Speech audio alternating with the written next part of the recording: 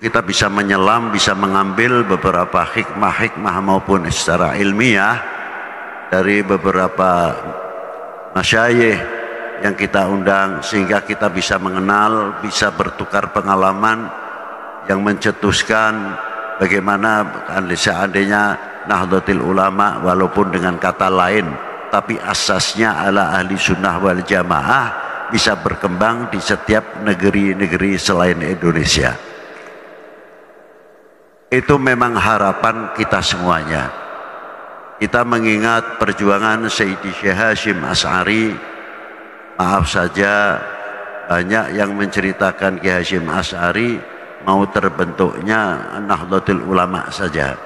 Tapi sebetulnya yang telah dialami oleh beberapa tokoh-tokoh kita yang luar biasa seperti Mbah Hasyim Asy'ari, Ya Ahmad Jazuli Ploso, pada waktu itu munculnya faham-faham yang luar biasa.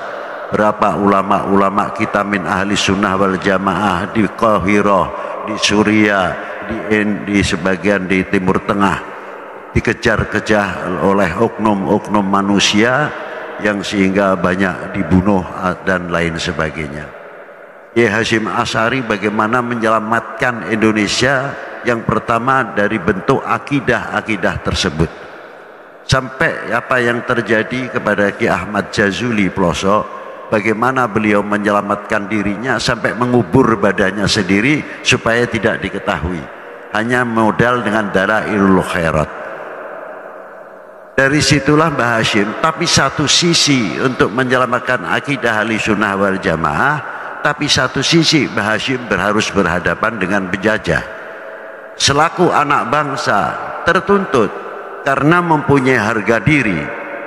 Yang kedua, mempunyai kehormatan untuk bangsa ini. Dan yang ketiga, mempunyai jati diri. Tidak mungkin selevel Mbah Kiai Hasyim Asy'ari akan bertumpang dagu di mana negaranya dijajah. PR yang paling berat dilakukan oleh Mbah Hasyim Asy'ari yang harus pandai-pandai untuk menjawab. Sebagian negara-negara yang lain pun sama, seperti penjajahan Jerman memasuki dari mulai Persia, Mesir dan lain-lainnya, dan selain itu kepentingan sekutu pada waktu itu, dan bagaimana Inggris pada waktu itu masuk ke daerah Timur Tengah, khususnya di Saudi Arabia, dan bagaimana terbentuknya Urdun, Emirat, terbentuknya lain-lain apa yang ada seperti Oman dan sebagainya. Padahal tanahnya itu menyatu. Kalau di Indonesia maritim,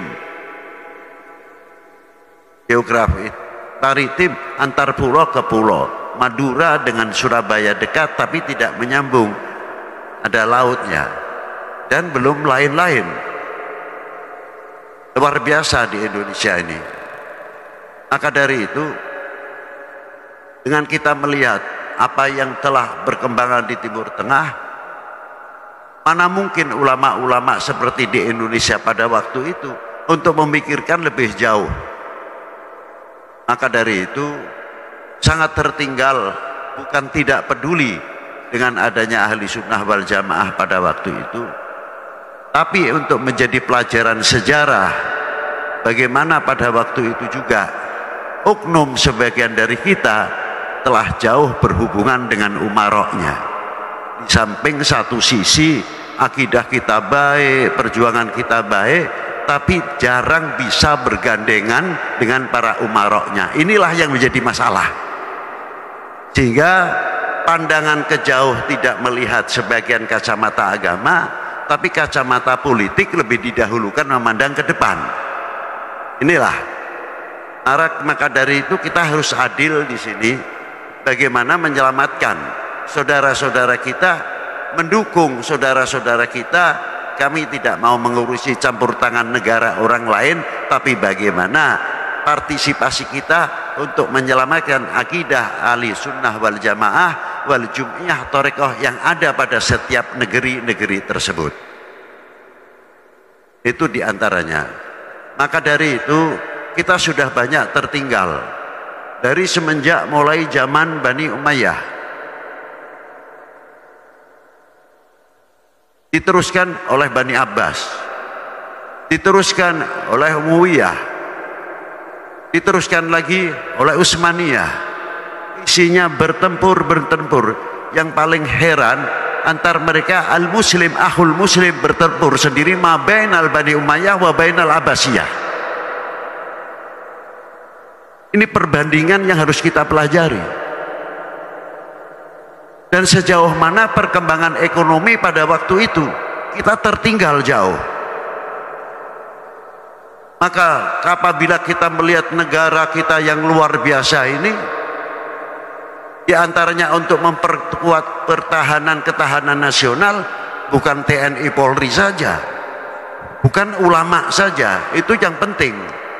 Untuk bagaimana semakin kokohnya ketahanan nasional, ialah dengan membangun ekonomi, dengan membangun pertanian, dengan membangun perguruan tinggi, sehingga pesantren mempunyai modal ekonomi, tidak budaya proposal yang diajukan.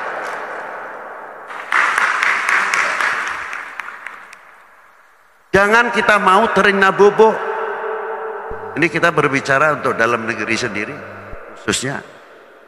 Jangan kita mau terina bobo, dikasih Pak PR terus masail.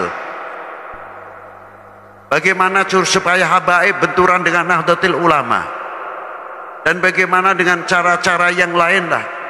Untuk apa? Untuk supaya kita berpikir khilafiyah terus, tidak mampu menjawab tentang sektor ekonomi. Akhirnya kita tertinggal karena faktor yang disebutkan masalah khilafiyah tersebut. Kapan kita akan maju? Sedangkan bangsa lain, negara lain sudah luar biasa.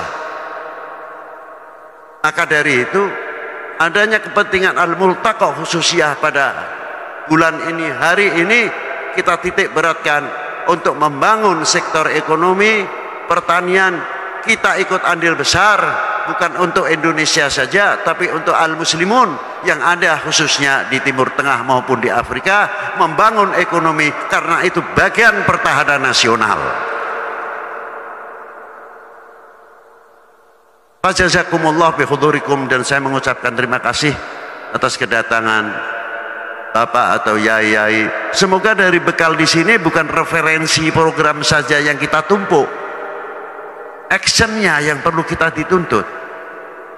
Mestinya kita banyak bercermin kepada Wali 9 khususnya.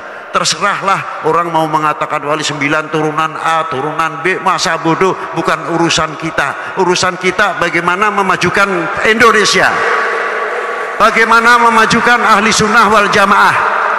Jangan sampai kita mau tergoyang oleh hal-hal yang demikian. Setuju? Alhamdulillahirabbil alamin. Dan perlu kita waspadai, jangan sampai ahli bait Nabi, para habaib, para ulama kita terpecah belah. Setuju? Kita jaga kita jaga Nahdlatul, kita jaga TNI kita jaga Polri kita, karena itu ketahanan nasional yang sangat luar biasa.